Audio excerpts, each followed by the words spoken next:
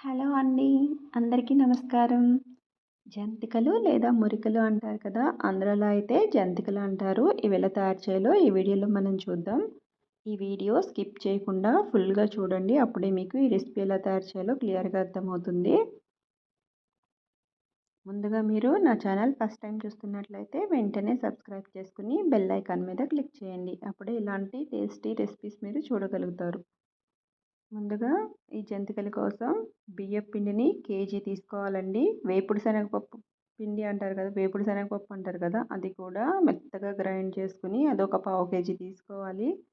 ఇవి బియ్యం మరియు ఈ వేపుడు శనగపప్పు పిండి ఈ 2 కూడా 1:4 రేషియోలో ఉండాలి. కేజీ బియ్యపు పిండికి పావు కేజీ వేపుడు శనగపప్పు పిండి తీసుకోవాలి. ఈ రెండింటిని బాగా కలుపుకొని అందులో అల్లం, పచ్చిమిర్చి కొంచెం వాటర్ పోసి మిక్సీ పెట్టి ఆ రసాన్ని ఈ పిండిలో వేసుకుని తగినంత సాల్ట్ కూడా వేసుకుని బాగా కలుపుకోవాలి. తర్వాత కొద్దిగా గోరువెచ్చని నీళ్ళు, మరిగే నీళ్ళు పోసి పిండిని కలుపుకోవాలి.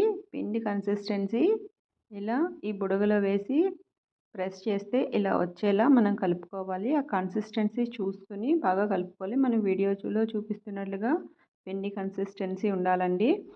మరీ వాటర్ ఎక్కువ పోస్తే మెత్తగా అయిపోయి ఇవి ఆయిల్ ఎక్కువ పీల్చేస్తాయి. సో మరీ గట్టిగా ఉంటే ఇలా ప్రెస్ చేయడానికి రావు. సో అది చూసుకుని ఆ కన్సిస్టెన్సీ మనం పిండి కలుపుకోవాలి. పిండి కలుపుకున్న తర్వాత ఇలా జంతికల బుడగలోకి మనం ఈ పిండి వేసుకుని దాన్ని ప్రెస్ చేస్తూ మనకు కావాల్సిన షేప్ వచ్చే వరకు ఇలా ప్రెస్ చేస్తూ కట్ చేసుకోవాలి.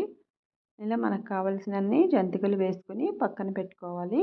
తర్వాత గ్యాస్ మీద స్టవ్ ఆన్ చేసి బాండీ పెట్టుకొని అందులో ఆయిల్ పోసుకొని ఆయిల్ బాగా హీట్ అవ్వనివ్వాలి.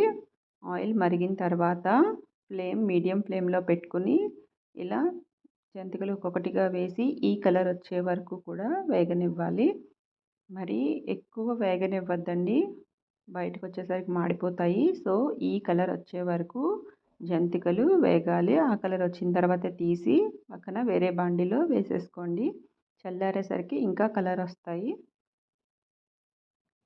సో ఇవి మరీ ఎక్కువ వేగకూడదు, అలాగని మరీ తక్కువ వేగకూడదు. మరీ హై ఫ్లేమ్లో కూడా వేగకూడదు. హై ఫ్లేమ్లో వేగినాయి అంటే మళ్ళీ అవి లోపల పచ్చి పచ్చిగా ఉంటాయి. సో అవి మీడియం ఫ్లేమ్లో పెట్టుకుని స్లోగా మగ్గనివ్వాలి.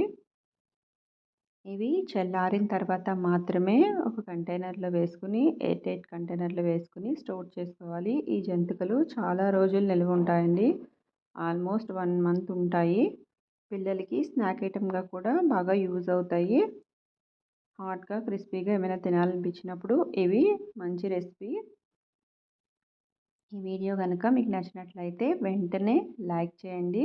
నా ఛానల్ సబ్స్క్రైబ్ చేసుకోవడం అస్సలు మర్చిపోవద్దు. లైక్ చేసి సబ్స్క్రైబ్ చేయండి. మీ ఫ్రెండ్స్ కూడా ఈ వీడియో షేర్ చేయండి. Thank you for watching.